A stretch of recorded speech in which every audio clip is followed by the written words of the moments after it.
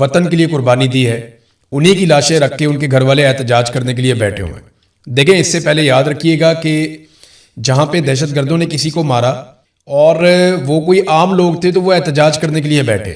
इससे पहले जो शिया हज़ारा कबाइल हैं कोयटा में, बलूचिस्तान में, वो एहतजाज करते थे और उनका एहतजाज होता था इस नौइयत का, और वो दबाव डालते थे हुकूमत पर कि हमारे मुतालबात माने जाएं, हमारा बार बार कत्लेआम हो रहा है, और बड़े जायज़ उनके मुतालबात होते थे। इसी तरह से मुख्तलिफ जगहों पे जब रियासत जुल्म करती है किसी के साथ तो लोग लाश सड़क पे रख के एहतजाज करते हैं। अब यहाँ बड़ी अजीबोगरीब चीज़ हो गई है कि जो सरकारी मुलाजमीन हैं, पुलिस वाले हैं, उनकी लाशें लेकर लोग सड़कों पे बैठे हुए हैं, और फार्म 47 की जो जाली हुकूमत बनाई गई है वो इतनी बेहिस है कि वो आवाम के दुख और तकलीफ से मुकम्मल तौर पे लाताल्लुक लग रही है। अब ये जो कोयला फाटक है कोयटा में, इसके मनाजर मैं देख रहा हूँ, मेरे सामने इधर स्क्रीन पे मौजूद हैं।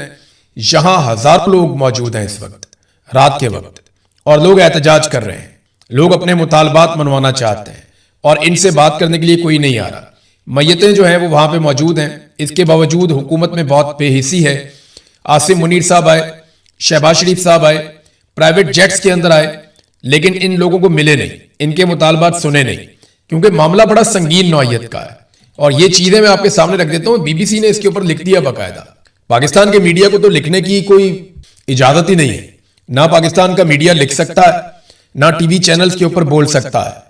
और पाकिस्तान में जो भी सहाफ़ी इसको रिपोर्ट करेगा उसके साथ क्या होगा, जो सौराब बरकत के साथ हुआ, जो इस वक्त रजी ताहिर के साथ हो रहा है, या जो अहमद फरहाद के साथ हुआ। ये हसास तरीन मामलात हैं और इन पे बात करना बहुत ज़रूरी है। अगर आप बात नहीं करेंगे तो पाकिस्तान का नुकसान होगा, अगर आप बात करेंगे तो पाकिस्तान के रियासती इदारे आपका नुकसान कर देंगे, और वो लगातार ऐसा करते चले आए हैं। सहाफ़ियों ने इसको पहले भी बहुत भुगता है, अभी भी भुगत रहे हैं, लेकिन इंशाल्लाह इसका मुकाबला करेंगे। अब सूरत हाल आप ये देखें, BBC रिपोर्ट कर रहा है। BBC ये बताता है कि ये मुख्तलिफ लोगों के इंटरव्यू किए उन्होंने। शम्स रहमान समेत धरने के शुरका का मौक़िफ़ है कि 1-2 टैंकियों की हिफाजत के लिए हमारे प्यारों की एक बहुत बड़ी तादाद को मुनासिब इंतजामात और तैयारी के बगैर जिले के मुख्तलिफ इलाकों में भेज दिया गया। जबकि अपने भाई आसिफ खान की लाश के साथ धरने में शरीक साबिर खान ने दावा किया कि हमारे प्यारे चीख चीख कर कह रहे थे कि हमें गोलियां पहुंचा दो, लेकिन वो नहीं पहुंचाई जा सकी, जिसकी वजह से वो सारे मौत के मुंह पर चले गए। धरना कमेटी के रुकन अब्दुल फयाज, उन्होंने ये दावा किया, ये यहीं पे धरना चल रहा है, उनका दावा सुने आप। वो ये कहते हैं कि हम अपने प्यारों से राब्ते में थे, यानी जब गोली चल रही थी, लड़ाई हो रही थी, सबसे पहला राब्ता तो किया जाता है अपने सीनियर से, अपने ऑफिसर से, फिर राब्ता किया जाता है उन लोगों से जिनसे मदद मांगी जा सके, और फिर जब आप मायूस हो जाते हैं तो आप कहते हैं चलो एक आखिरी कॉल में अपने घर वालों से बात कर लूं। तो वो बताते हैं कि हम अपने प्यारों से राब्ते में थे जो ये कह रहे थे कि असला और गोलियों की कमी की वजह से हम मौत को अपनी आंखों से देख रहे हैं, लेकिन इनको मदद नहीं पहुंचाई जा सकी, यानी उनकी मदद नहीं की गई, और उसके बाद वो सारे लोग शहीद हो गए। अब ये सारे लोग ये बता रहे हैं कि जनाब पुलिस लड़ रही थी, कई घंटों तक लड़ रही थी, लेकिन उन्हें जानबूझकर मदद नहीं पहुंचाई गई।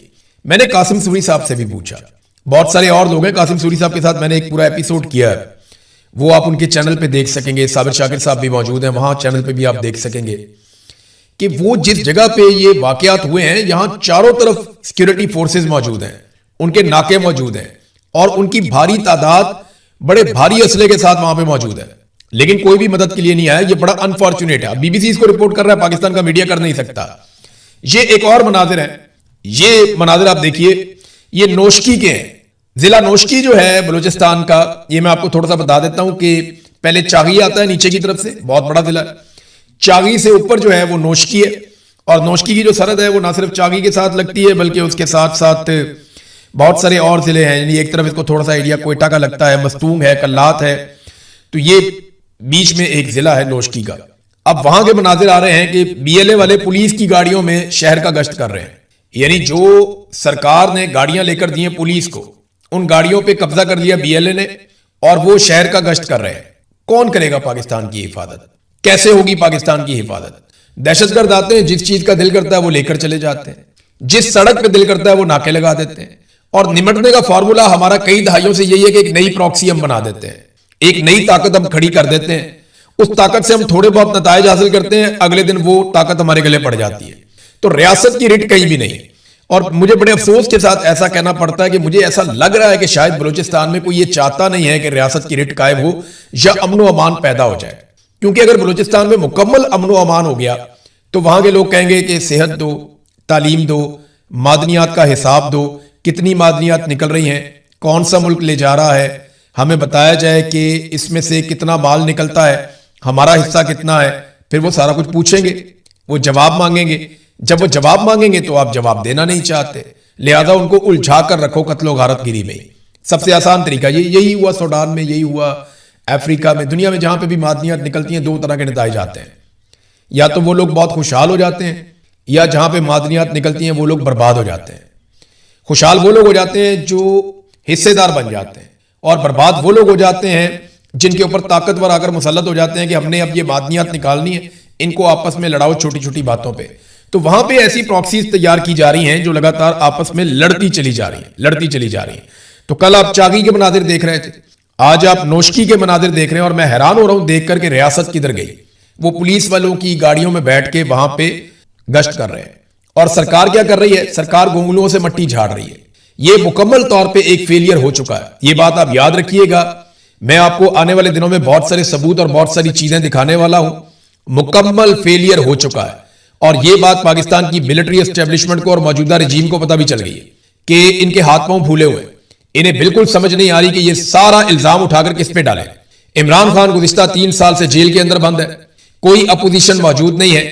پاکستان تحریک انصاف نے گزشتہ 1.5 سال سے کسی قسم کا احتجاج ہی نہیں کیا، یعنی 26 نومبر 2024 کو ان کا آخری احتجاج ہوا تھا، 2025 میں ان کو فری ہینڈ ملا، 2026 میں ان کو فری ہینڈ ملا، تو تحریک انصاف نے کوئی احتجاج نہ کر کے بھی ان کو فری ہینڈ دیا، تو اب یہ کسی کے اوپر ملبہ ڈال بھی نہیں سکتے۔ اکانومی مکمل طور پہ تباہ ہو گئی ہے، دہشت گردی عمران خان صاحب کے دور حکومت کے مقابلے میں 6 گنا بڑھ گئی ہے، دگنی ہو جائے، تگنی ہو جائے، 4 گنا نہیں 6 گنا بڑھ گئی ہے، اور لگاتار دہشت گردی بڑھتی چلی جا رہی ہے۔ پاکستان دہشت گردی سے متاثرہ ممالک کی فہرست میں دنیا میں سب سے آگے جا رہا ہے۔ پاکستان کے جو حالات ہیں دہشت گردی کے معاملے میں، شام سے، عراق سے، مصر سے، لبنان سے، یمن سے، اسرائیل سے، ایران سے، اور افغانستان سے، ان سارے ممالک سے زیادہ خراب ہمارے حالات ہیں دہشت گردی کے معاملات میں۔ افغانستان کا 9واں نمبر ہے، اور پاکستان ٹاپ پہ کھڑا ہوا ہے جناب سامنے، اور یہ انٹرنیشنل رپورٹ ہے جو یہ بتا رہی ہے۔ اور عاصم منیر صاحب کی جو پرائمری ڈیوٹی تھی وہ یہی تھی۔ اب گونگلوں سے مٹی جھاڑنے کے لیے حکومت نے فیصلہ کیا کہ کچھ وزراء کو رد و بدل کر دیا جائے، یعنی ایک وزیر کے کپڑے اتار کے دوسرے کو پہنا دیں گے، دوسرے کے اتار کے تیسرے کو پہنا دیں گے۔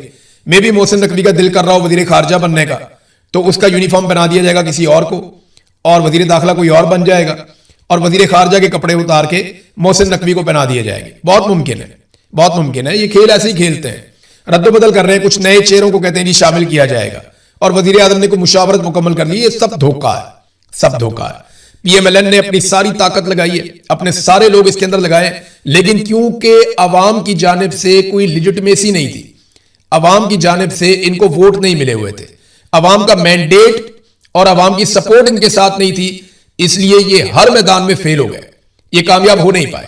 اور عاصم منیر صاحب اور ان کی پوری ٹیم مکمل طور پہ فیل ہو چکی ہے۔ اب دیکھنا یہ ہے کہ یہ سرنڈر کب کرتے ہیں، کیونکہ انہیں آئیڈیا ہو گیا اگر حالات یہی چلے نا تو ایک دن ایسا آئے گا کہ یہ تنخواہ دینے کے بھی قابل نہیں رہیں گے۔ 20 ارب روپے سے زیادہ ایک دن میں پاکستان نے قرضہ لیا ہے۔ اتنا قرضہ پاکستان نے تاریخ میں کبھی نہیں لیا جتنا قرضہ ان 4 سالوں میں عاصم منیر صاحب کے دور میں پاکستان نے لے لیا۔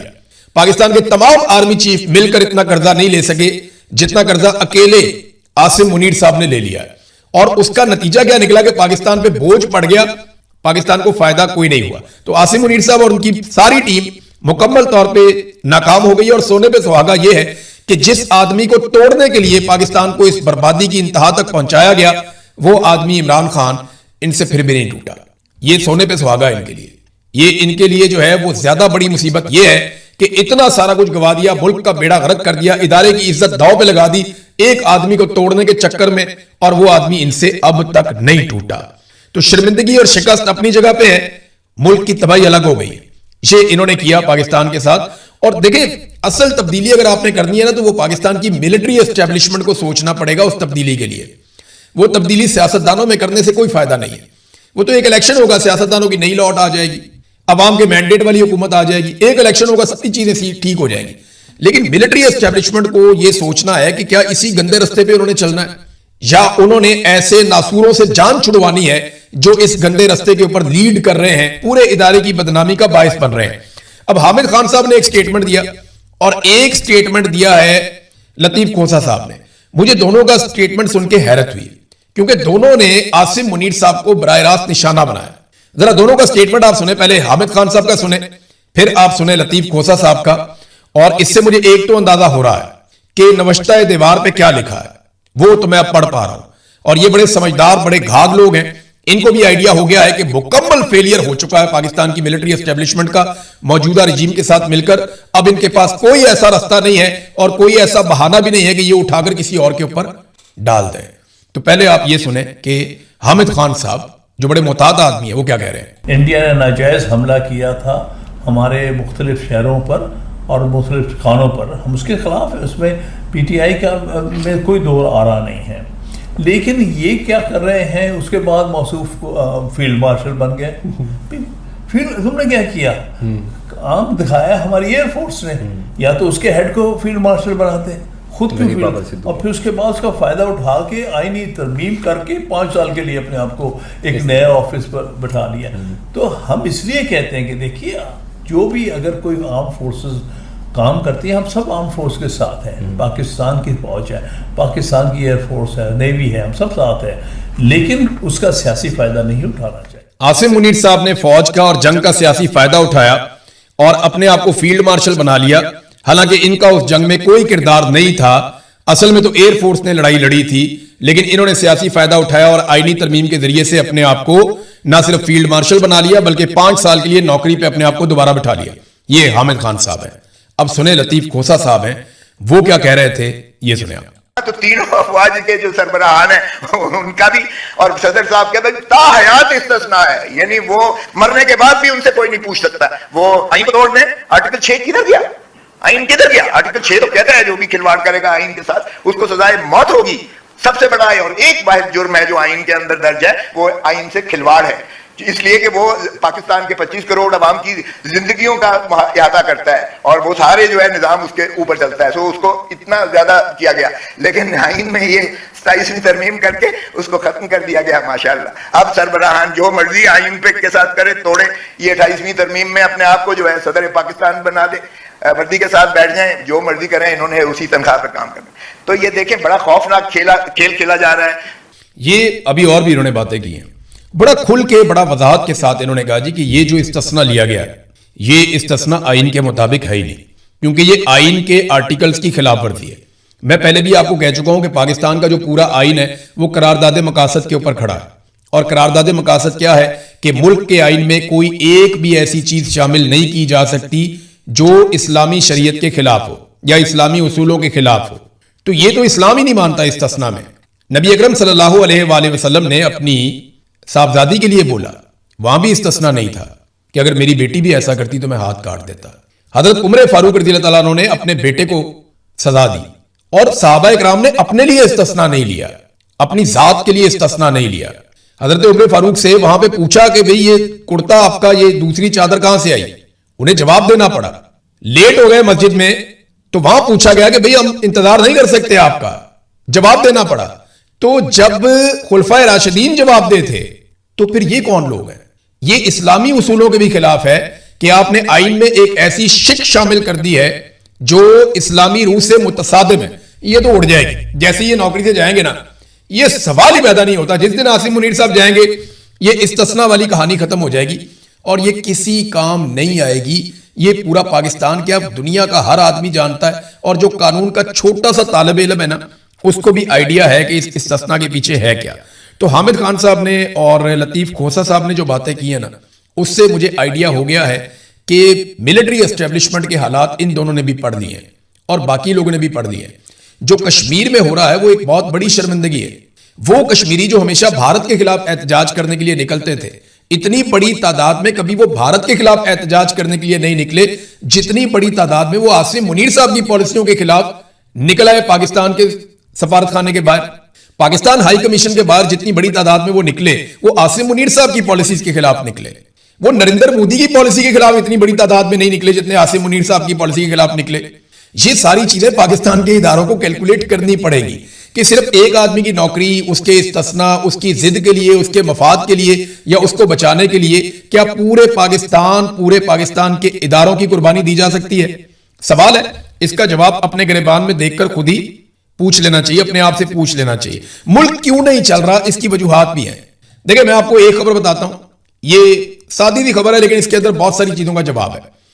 ایف بی آر میں اربوں روپے کی ٹیکس بے ضابطگیاں ہوئی ہیں اور کم وصولیاں کی گئی ہیں. باقاعدہ نشاندہی کی گئی تھی آڈٹ رپورٹ کے اندر، اور اس میں یہ کہا گیا تھا کہ 223 ارب 34 کروڑ کی ریکوری کرنی ہے، اس کی نشاندہی کی گئی تھی. لیکن اس میں ریکوری کتنی ہوئی؟ 43 ارب کی، یعنی 350 ارب سے زائد کی ریکوری ایف بی آر نے کی نہیں. اور یہ ایک کہانی نہیں ہے، ہر جگہ پہ کھانا خراب ہو گیا ہے.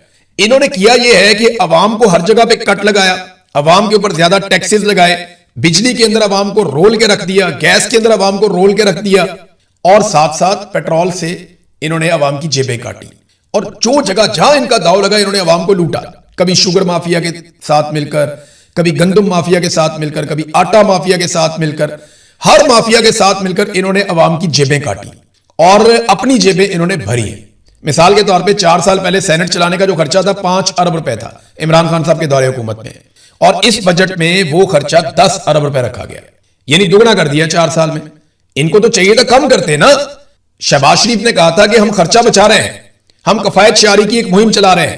تو جس وقت یہ کفایت شعاری کر رہے ہیں تو عمران خان صاحب کے دور کا 5 ارب کا خرچہ بڑھا کے 10 ارب کر دیا انہوں نے. قومی اسمبلی کا خرچہ 8 ارب روپے تھا، اب اس کو بڑھا کر 17 ارب روپے کر دیا گیا. ایم این اے کی تنخواہ 1,88,000 روپے سے بڑھا کر 5,19,000 روپے کر دی گئی. باقی ساری تنخواہیں آپ کے سامنے. پنجاب میں انہوں نے کیسے بڑھائی؟ وہ صرف ایک صوبہ ہے خیبر پختونخوا، جہاں پاکستان تحریک انصاف کے ورکر نے نہیں بڑھنے دی، ورنہ وہ بھی تباہی پھیر دیتے.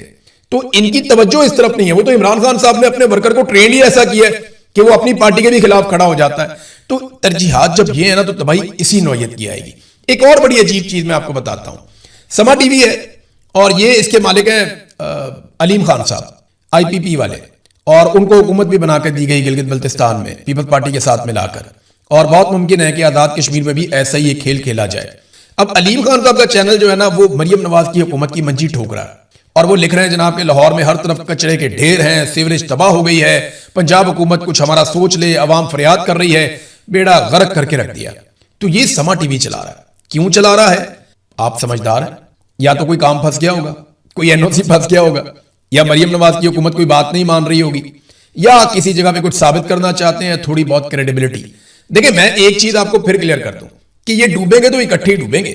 فیلڈ مارشل عاصم منیر کے بغیر نواز شریف اور زرداری کا کام نہیں چلنا. ان کو بہت لمبا جھٹکا لگے گا، کم سے کم ان کو سیاست میں 5 سے 10 سال کا نقصان ہوگا دونوں کو. کیونکہ عاصم منیر صاحب گئے اور فوج نے ان کا ہاتھ چھوڑ دیا، تو عوام نے تو پہلے ہی چھوڑ دیا، تو ان کو ریکور کرتے کرتے 5 سے 10 سال لگ جائیں گے. ان کو تو اس بات کا آئیڈیا ہے. اور فیلڈ مارشل کا گزارا ان دونوں کے بغیر بھی نہیں ہے، کیونکہ اگر ان دونوں نے فیلڈ مارشل کا ہاتھ چھوڑ دیا تو ان کا ہاتھ تھامنے والا اور کوئی ہے ہی نہیں. تو یہ ایک دوسرے کی انشورنس پالیسی ہے. فی الحال یہ ایک دوسرے سے دور نہیں جائیں گے.